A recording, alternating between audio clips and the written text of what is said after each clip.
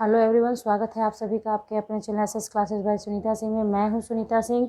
आज हम लोग पढ़ेंगे क्लास 10 का math exercise 9.1 some application of trigonometry से क्वेश्चन नंबर 11। तो ये क्वेश्चन नंबर 11 आपका मार्क्स, इसका 5 मार्क्स 4 मार्क्स का क्वेश्चन है। ये लॉन्ग क्वेश्चन है जो आपके एग्जामिनेशन के लिए बहुत इंपॉर्टेंट होगा 2021 के लिए। ठीक है, जो 2021 में देने वाले हैं उनके लिए तो बहुत ही ज़्यादा ज़रूरी है ये चैप्टर पढ़ना। तो वीडियो में आगे से बढ़ने से पहले अगर आप लोग न्यू है मेरे चैनल पे पहली बार वीडियो को देख रहे हैं तो मेरे चैनल को सब्सक्राइब करके बेल आइकन को प्रेस कर लें ताकि जब भी मैं वीडियो डालूँ आपको नोटिफिकेशन मिलता रहे। तो चलिए स्टार्ट करते हैं क्वेश्चन नंबर 11 बनाना। तो देखिए, जैसे मैंने क्वेश्चन नंबर 1 से 10 तक में जितनी बातें आपको बताई हैं उन बातों को मैं फिर से बताती हूँ आपको कि सबसे पहला काम होता है क्वेश्चन पढ़ना और अकॉर्डिंग टू क्वेश्चन यहाँ पे फिगर आउट करना और उस फिगर में आपने किसको क्या माना है उसको लिखना। उसके बाद होता है दूसरा स्टेप कि आपको निकालना क्या है वो करना। वी हैव टू फाइंड क्या करना है। ठीक है, उसके बाद हम लोग क्वेश्चन को आगे प्रोसीड करते हैं, बनाते हैं। ठीक है, तो सबसे पहले क्वेश्चन पढ़िए, समझिए, फिगर आउट कीजिए। जिन्होंने इसको फिगर आउट कर लिया वो बना लेंगे। ठीक है, तो पहले फिगर आउट करते हैं, देन आफ्टर हम लोग बनाएंगे। तो सबसे पहले क्वेश्चन को पढ़िए। क्वेश्चन में कहता क्या है, a TV tower stand vertically on a bank of a canal from a point on the other bank directly opposite the tower. The angle of elevation of the top of tower is 60 degree. कहने का अर्थ ये है कि एक TV tower है जो किसी, मान लीजिए कि जैसे मानिया कि एक बैंक ऑफ कनाल के टीवी टावर खड़ा है। तो ऐसे मान लिया एक टीवी टावर सीधा ही नहीं खड़ा रहेगा, तो टीवी टावर खड़ा हो गया। ठीक है, उसके बाद जो कहा कि from a point on the other bank directly opposite to the tower, tower से डायरेक्टली अपोजिट। ठीक है, the angle of elevation of the top of tower is 60 degree from another point 20 metre away from this point on the line joining this point to the foot of the tower. The angle of elevation of top of the tower is 30 degree. Find the height of the tower and width of the कनाल। देखिए कह रहा है कि पहले एक tower खड़ा है bank of canal पे। ठीक है, अब इसके जस्ट अपोजिट, दूसरे किनारे पे जस्ट अपोजिट आपका एक पॉइंट है, जिसको मान लिया कि यहाँ कोई पॉइंट है। इससे टावर के टॉप का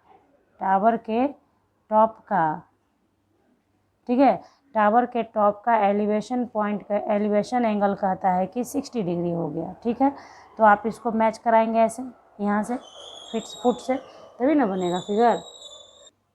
उसके बाद देखिए क्वेश्चन में उसके आगे क्या कह रहा है, from another point 20 metre away from this point, यानी ये जो पॉइंट था इस पॉइंट से 20 मीटर अवे, यानी और आगे आ जाइए 20 मीटर।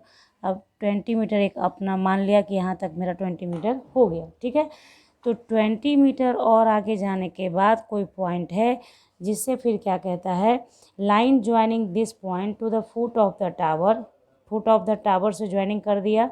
ठीक है, the angle of elevation of top of the tower is 30 degree, यानी यहाँ पे जो angle of elevation top of the tower का होता है, टावर आपका ये है ना, तो इसका कितना है एंगल ऑफ एलिवेशन 30 डिग्री। ठीक है, ये कहा। ठीक है, तो अब क्या कहता है, find the height of tower, यानी कि हाइट ऑफ टावर मालूम करना है आपको। Find the height of tower और and the width of the canal, यानी कैनाल का जो विड्थ है, मतलब एक किनारे आपको क्या कहा गया है, यहाँ एक किनारे पे टावर खड़ा है और दूसरे किनारे पे उसके जस्ट अपोजिट एक पॉइंट है, यानी कि यहाँ से यहाँ तक ही उसका विड्थ होगा कनाल का। बात समझ रहे हैं आप। यहाँ पे आपके क्वेश्चन में कहा, आप समझिएगा इसको, कि TV tower stands vertically on a bank of canal from a point on the other bank directly opposite to the tower. तो क्या समझ में आई बात, कि एकदम जस्ट इसके डायरेक्टली है यहाँ अपोजिट, तो यहाँ से यहाँ ही इसका विड्थ होगा कनाल का। तो कनाल का विड्थ आपको यहाँ से यहाँ तक है और ये भी आपको निकाल के बताना है। यानी अगर आप क्या करें, इसको आप ABC मानेंगे, ये आप क्या करें A मान लें, इसको B मान लें, इसको C मान लें। ठीक है, और यहाँ पे इसको D मान लेते हैं। ठीक है, तो निकालना क्या है, AB इक्वल टू निकालना है और DB इक्वल टू निकालना है। तो सबसे पहले क्या होता है, हम लोग क्या करते हैं, सबसे पहले लिखा जाता है let A B equal to tower, tower ठीक है ना। तो टावर है तो आपको क्या है यहाँ पे, और एंगल ऑफ एलिवेशन क्या है आपका, यहाँ से ए डी बी, इसके बारे में हम लोग लिखेंगे एंगल ऑफ एलिवेशन के बारे में। तो जो भी फिगर में होता है उसको लिखना होता है, हम लोग देखते हैं उसको। तो देखिए A B equal to tower है और यही क्या है, ए बी इक्वल टू ही आपका हाइट ऑफ टावर है और आपको यही निकालना है हाइट ऑफ टावर, ठीक है। अब जो है यहाँ पे कि एंगल ऑफ एलिवेशन देखें, A D B, angle of elevation A D B equal to कितना दिया है 60 डिग्री, ठीक है। फिर एंगल ए सी बी कितना दिया है 30 डिग्री, ओके, यहाँ तक दिया है। उसके बाद आपको क्या किया, डी और डी सी के बीच का डिस्टेंस दिया हुआ है, D C equal to 20 metre दिया हुआ। आपने जो फिगर में है, फ्रॉम फिगर जो आपने किया वो चीज़ यहाँ पे आया लिख के कि D C equal to 20 metre. Then अब हम लोग लिखेंगे we have to find out क्या, height of tower and width of the canal, ठीक है। तो ये निकालना है हम लोग को। तो लिखेंगे हम लोग उसी तरीके से जैसे मैंने आपको सिखाया है पहले भी कि we have to find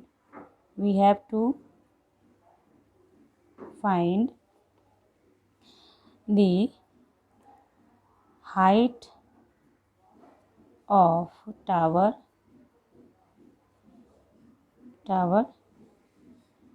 AB and width of canal यानी कि BD, ये आपको निकालना है। ये इतना आपने कर लिया कि हमको क्या क्या निकालना है, क्या क्या करना पड़ेगा, इतना काम हो गया। अब आप फिगर को देखते हुए सोचें कि आपको आगे प्रोसीड कैसे करना है, यानी कि प्रोसेस आगे का क्या होगा। तो आगे के प्रोसेस के लिए देखिए, सबसे पहली बात मैं आपको बताऊं कि इसमें ये निकालना है और बेस का बात हो रहा है। ये वर्टिकली जो खड़ा है टावर उसका हाइट निकालना है और बेस की बात हो रही है क्योंकि बेस ही 20 मीटर दिया हुआ भी है। तो इसके बाद हम लोगों का काम क्या है कि हम लोग ऐसा कोई रिलेशन ढूंढें ट्रिग्नोमेट्री के अंदर जिसमें परपेंडिकुलर और बेस का रिलेशन हो जो tan में मिलता है। tan में क्या होता है, tan theta equal to P by B होता है। तो सबसे पहला काम कीजिए, स्टार्ट कीजिए बनाना, किसी भी एक ट्रायंगल को लीजिए, ट्रायंगल ए डी बी लीजिए, ट्रायंगल ए सी बी लीजिए, ठीक है। तो हम लोग चलेंगे, बनाएंगे, क्वेश्चन को बनाना शुरू करेंगे और लिखेंगे in triangle A B D या ए डी बी आप लिखें, ए बी डी बी लिख सकते हैं। तो ट्रायंगल में हम लोग शुरू करते हैं बनाना। तो देखिए आप लोग कैसे होगा, हाँ। तो देखिए इसमें हम लोग क्या करेंगे, in right triangle A D B में देखेंगे, किस में देखेंगे, ए डी बी। फिगर आप लोग एक बार ही अपनी कॉपी पे बना लें, ठीक है, तो आपके लिए समझना आसान हो जाएगा। यहाँ ए है, यहाँ बी है, ये डी है, ये सी है, मैंने माना है, आप कुछ और भी मान सकते हैं, एक्स वाई जेड भी आप मान सकते हैं, नो प्रॉब्लम, ओके। तो चलिए हम लोग पहले इस ट्रायंगल को ले रहे हैं। तो यहीं पे पहले आप एक बारी देख लें, अगर tan डी लेंगे, tan डी, तो tan डी बराबर क्या होगा, ए बी बटे डी बी, ए बी बटे डी बी। बस वही मैं वहाँ लिखूँगी, आप समझते जाएं, अपनी कॉपी में भी बनाएं, ओके। तो देखिए क्या करना है हम लोगों को, tan D equals to A B by B D, ठीक है। तो tan डी क्या है भैया, तो tan डी है 60 डिग्री, तो 60 लिख दिया। ए बी का वैल्यू नहीं मालूम है और बी डी भी मालूम नहीं है, ठीक है, तो कुछ भी मालूम नहीं है। तो यहाँ पे आप क्या करें, अब क्या करेंगे आप, tan 60 का वैल्यू क्या होता है, √3 होता है, तो √3 लिख दिया, A B by B D हो गया, ठीक है। अब क्या है, इसलिए ए बी बराबर क्या हो गया, ए बी बराबर √3 इंटू बी डी, ये क्रॉस मल्टीप्लिकेशन हुआ, ओके। तो इस ट्रायंगल से ये चीज़ फाइंड आउट कर लिया। अब बड़े वाले ट्रायंगल को लिखेंगे, यानी लिखेंगे in right triangle A C B में आप देखेंगे, एक बारी आप फिगर को फिर से देख लें, ए सी बी, देखिए यहाँ ध्यान दीजिएगा, ए सी बी को ले रहे हैं। तो tan 30 इक्वल्स टू tan 30 बराबर ए बी तो रहेगा ही रहेगा, लेकिन नीचे जो बेस है उसमें क्या आएगा, BC आएगा, और BC में क्या क्या आएगा, BD प्लस CD आएगा। बात आई समझ में? तो इस फिगर को आप ध्यान से देख लें, वहाँ उसी चीज़ को हम लोग लिखेंगे। तो आप करेंगे कैसे, लिखेंगे क्या, tan in right triangle ACB tan C equals to AB by BC, और आप लोग जान लें कि BC बराबर क्या है, CD प्लस BD है, फ्रॉम फिगर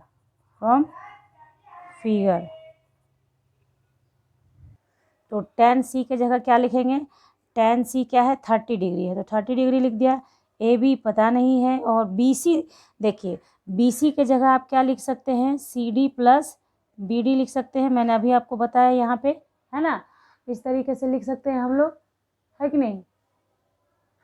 अब देखिए, तो यहाँ पे tan 30 का वैल्यू कितना हो गया, 1/√3 इक्वल्स टू AB हमको नहीं मालूम है, AB रहने देंगे ऐसे ही। अब यहाँ देखिए CD मालूम है, CD बराबर कितना है, 20 दिया हुआ है। BD आपको मालूम नहीं है, तो BD को प्लस BD छोड़ दें। अब आप क्या करें, इसको क्रॉस मल्टीप्लाई करेंगे, तो AB इंटू √3 इक्वल्स टू क्या हो जाएगा, 20 plus BD। Clear, any problem, okay. तो चलिए अब आगे बढ़ते हैं, हम लोग क्या करेंगे।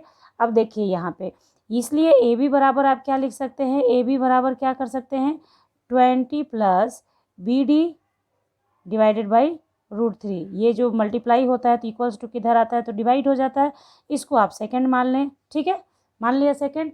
अब क्या करेंगे आप, फ्रॉम फर्स्ट एंड सेकंड करेंगे, फ्रॉम फर्स्ट एंड सेकंड। तो फर्स्ट एंड सेकंड से क्या हो जाएगा, देखिए LHS बराबर है AB बराबर है, तो LHS कैंसिल हो जाएगा और RHS इक्वल हो जाएगा एक दूसरे के। तो क्या हो जाएगा, √3 into BD equals to 20 plus BD by √3। Okay, clear. अब क्या करें आप, ये क्रॉस मल्टीप्लिकेशन करें, इसके नीचे कुछ नहीं, यानी कि 1, तो इसको 1 से, इसको इस √3 से, तो √3 इंटू √3 इंटू BD बराबर 20 प्लस BD। क्लियर। अब क्या करें, √3 में √3 से मल्टीप्लाई होगा तो 3 होगा, इधर आप निशान देते जाएंगे, 3 इंटू BD। तो देखिए ये हो गया 3BD equals to 20 plus BD। Clear. अब क्या करेंगे आप, अब ध्यान दें, यहाँ पे क्या है, 3BD है, तो 3BD है ना, और ये BD इधर आएगा तो माइनस BD हो जाएगा, होगा, इक्वल टू 20। तो यहाँ पे फिर आप क्या करेंगे, 3BD में से 1BD को माइनस करेंगे तो 2BD इक्वल्स टू 20। इसलिए BD बराबर कितना आ गया हमारा, 20/2 यानी 10 मीटर। ठीक है, BD क्या था, विड्थ ऑफ द कनाल था, तो कनाल का विड्थ कितना निकाल लिया हम लोगों ने, 10 निकाल लिया। अभी भी काम बाकी है कि हम लोगों को हाइट ऑफ क्या निकालना है, टावर, हाइट ऑफ टावर। तो आप देखें, फ्रॉम इक्वेशन फर्स्ट, यहीं पे हम लोग करेंगे from equation first. From equation first में क्या था, AB इक्वल्स टू क्या है आपका, √3 इंटू BD था ना, है ना। तो अब आप क्या करें कि AB इक्वल टू, अब यहाँ √3 इंटू BD का वैल्यू कितना निकला, 10 निकला, यानी AB बराबर कितना हो गया, हाइट ऑफ टावर कितना हो गया, 10√3 मीटर। क्लियर, कोई प्रॉब्लम आपको इसमें। तो देखिए क्या क्या निकाल लिया हम लोगों ने, आप लास्ट में लिख देंगे अपना, BD इक्वल टू 10 मीटर, यानी विड्थ ऑफ द कनाल कितना 10 मीटर आया, और टावर, हाइट ऑफ टावर कितना आया, 10√3 मीटर आया। तो बस यहाँ पे सारा काम यही है कि आपको बनाना आना चाहिए, सॉल्व करना आना चाहिए, कैसे सॉल्व किया जाता है। मैंने पूरी कोशिश की है कि सॉल्व करना मैं आपको सिखा दूं, आप खुद से मैथ बना सकें, ऐसी स्थिति आ जाए। तो इस तरह से अगर आपको वीडियो अच्छा लगा, आई होप कि आपको अच्छा लगे, अगर आपको समझ में आ जाए, तो अगर अच्छा समझ में आ गया है आपको, तो मेरे चैनल को सब्सक्राइब करना और बेल आइकन को प्रेस करना बिल्कुल नहीं भूलें, लाइक शेयर भी ज़रूर से कर देना बच्चों, और पढ़ाई जारी रखें आप लोग।